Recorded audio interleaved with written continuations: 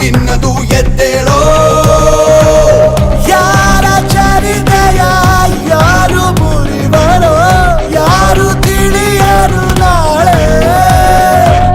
ನಿನ್ನ ಚರಿತೆಯ ನೀನೆ ಬರೆದುಕೋ ಹಿಮ ಬಲವಿದೆ ನಿನ್ನಲ್ಲೇ ಗುರಿಯಿದ್ದೋನೆ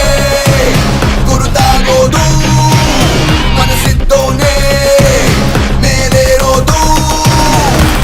ಜಯಶಾಲಿಯಾಗೋ ಆಗೋ ಆಗೋ